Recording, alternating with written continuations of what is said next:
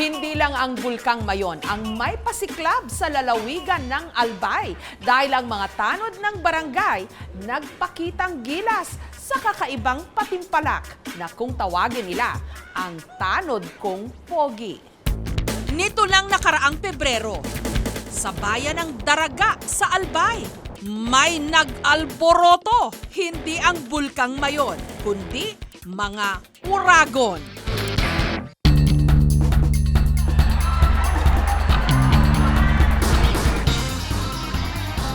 Nung gabing yun kasi, 14 na Bicolano ang naglaban-laban para magkaalaman na kung sino ang pinakamatikas.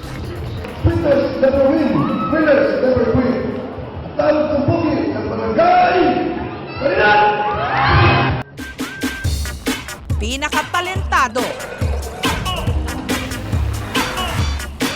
at pinakapogi raw na tanod sa kanilang bayan. Ito ang kauna-unahang Ang Tanod Kong Pogi 2015. O, di ba?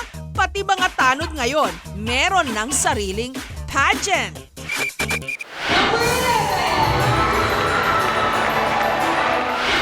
Hoy, di na ata sa... Ito ang tagay mo. Akin to. Okay? Woo! Pero ayaw ko lang na tatrado rin ako. Gusto mo pare, suntok ka na lang tayo. Pare, pare! Sige, sige! Pare! Kuya, may mga nag-aaway doon. Tigil kayo! Kundi, pupusos kayo! Wala susi ito! Oh, gusto nyo? Yung matatagal sa katawan nyo to! Oh, ano? Titigil kayo hindi? Isa sa mga Romonda, rumampa ang tanod ng barangay Kidako, si Randy. Mga kabarangay, ali. Kuya, sabi po ni Kap. Halos 2 dekada na raw si Randy sa pagtatanod. Sa pagiging tanod po kasi ma'am, parang nagpipili sila yung kaya mag-awat ng mga limbawa yung may magagulo.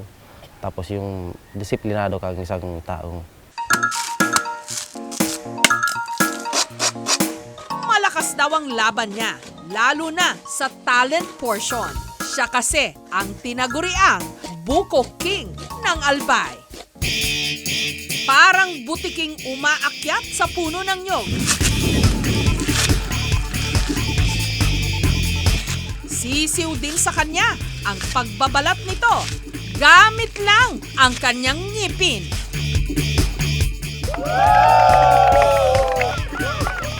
Napanood ko po doon sa balita sa TV yung Buko King ng Kamsor.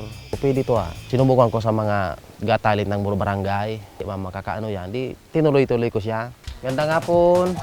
Ang kanyang sinuot sa contest, hiniram lang daw niya sa kanyang mga kapitbahay. Salamat Bagay-bagay sa'yo. Sakto. Mula sa Amerikana hanggang sa sapatos. Okay, saktong-sakto. Salamat Sariling sikap din daw ni Randy ang pagpapractice ng tamang pagrampa, lalo na kung paano mag-pose. Ang kanyang mga kabarangay, pre-practice din siya sa question and answer. Tanod Ran, bakit maraming taong kumakapit sa patalim pero hindi naman nasusugatan? Please answer.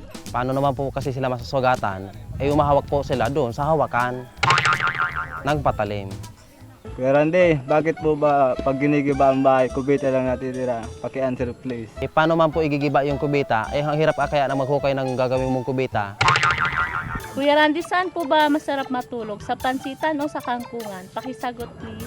Doon na lang ako sa pansitan. Pagkagising ko, pwede pa ako mag-almusal o hapunan, pwede na yun. Sa kangkungan, iluluto pa yun. Sa buong buwan na pagtatanod ni Randy sa kanilang barangay, ang kanyang kinikita, 450 pesos lang. Kaya naman kung wala siyang duty, suma-sideline siya. Kaya ako po, pinapasok ko kahit ano pong mga sideline, yung basta po legal, para sa pagkabuhay ng pamilya. Kasi ngayon, pag wala kang na pinag-aralan na nakapagtapos ka ng college, mapangahirap po paggawa ng trabaho. Dahil sa hirap ng buhay, lalo't maliliit pa ang kanilang 2 anak, ang misis ni Randy na si Irene nagdesisyon ng makipagsapalaran abroad. Kung manalo raw ng cash si Randy sa patimpalak, ipandadagdag ito ni Irene para sa kanyang pamasahe pa-Maynila. Hindi ko naman po siya pinapakialaman kung anong gusto niyang kasi isa pa po nakakatulong din po. Malaking tulong din po actually yung pagiging barangay tanod niya kasi kahit konti lang po yung yung sahod niya, at least nakakatulong po. Ang pumintalo ng Bintayang Barangay. Samantala, agaw pansin din sa pagrampa si contestant number 10, ang 5 taon ng tanod ng Barangay Binitayan, si Nestor. Kung hindi siya naka-duty sa umaga sa barangay, pumapasada si Nestor ng tricycle. Simula raw nung pumutok ang Bulkang Mayon na sinabayan pa ng pagbayo ng Bagyong Reming taong 2006, mas umigting daw ang pagnanais ni Nestor na maging tanod. Responde po kami ng mga nagka-trap na mga tao. Yun lang po ang medyo delikadong nangyari po sa amin. Sa tulong ng sekretarya ng kanilang barangay na si Julius, wala pa raw 1 linggo nilang pinaghandaan ang pa-contest. Tinuruan ko lang siya kung ano yung gagawin, kung ano maging itsura, yung maging posture niya. Pero ang pinaka-kinarir daw nila, ang formal wear ni Nestor. Ang kanyang polo, pinintahan ng Bulkang Mayon na may mukha ng magayon o magandang dalaga sa likod. Sa harap naman, ang Kagsawa Ruins na may ulo ng sawa.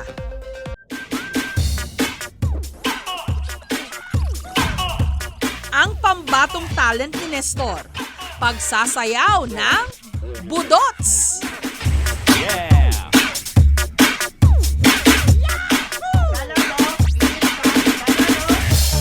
Laban lang po ito. Siyempre, sino po talaga yung swertein.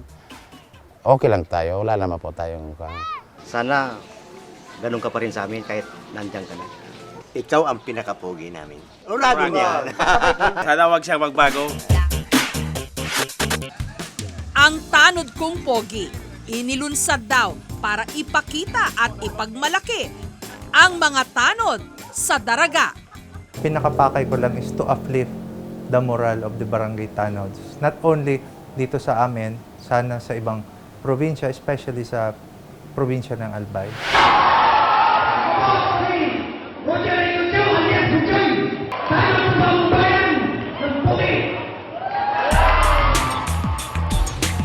Ang susunod naman nating tanod kapag nakatalikod, madalas mapagkamalang dalaga.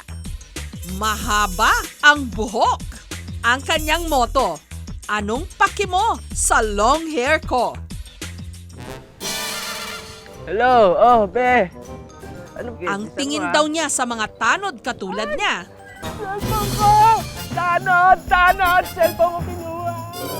Mala superhero na rumeresponde laban sa mga masasamang loob.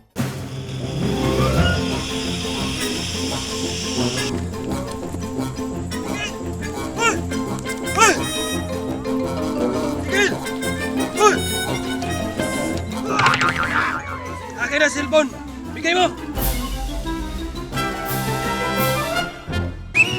2 taon pa lang sa pagtatanod si Butchoy. Pero seryoso raw siya sa ibinibigay niyang serbisyo publiko. Gusto ko lang po na magpakita na dito sa amin na barangay na makatulong lang po ako. Yung mga bata, iaayos namin yan. Ang wala po na masasagsaan. Ang talent naman niya, pag-aarnis. Matapos magpakilala, suot ang kanilang nakakaaliw na retro costume. Humataw ang mga contestant sa isang dance number.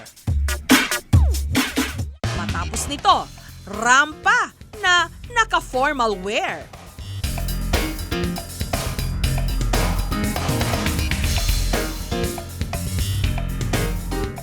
Angat si Nestor sa kanyang pinintahang polo, kaya hindi nakagugulat na siya ang itinanghal na Best Informal Wear. Sunod naman ang talent portion. May sumayaw na tila naligaw ata sa stage. Merong nag-folk dance at nag-magic. Ito naman, nag-ala Jackie Chan. Si Butchoy, nag-arnis. Hindi siyempre nagpahuli si Randy na ipinamalas kung bakit siya binansagang Buko King. Pero ang pinakapasabog ang naka-topless at nakamalong lang na si Nestor.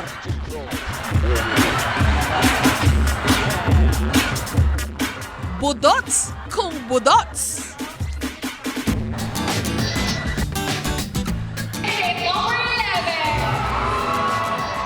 Ang itinanghal na Best in Talent si Randy, alias Buko King. Itinanghal na first runner-up si Randy. Bukod sa sash at trophy, nag-uwi rin siya ng 7,000 pesos na premyo. At ang itinanghal na ang Tanod Kong Pogi 2015 ng Daraga. Walang iba kundi si Nestor.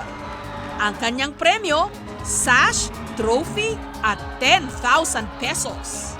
Yung nervyos ko po noon, hindi ko po akalain na ako po ang tatanggal na bilang champion. No? Yun nga lang po, kung minsan naglalakad kami ni Mrs. sa bayan, tatakanghan Mrs. ko kasi tinatawag ako Pogi na, hindi na po yung tunay kong pangalan. Sila ang takbuhan ng barangay kapag may gulo. Kundi pupusas ko yun.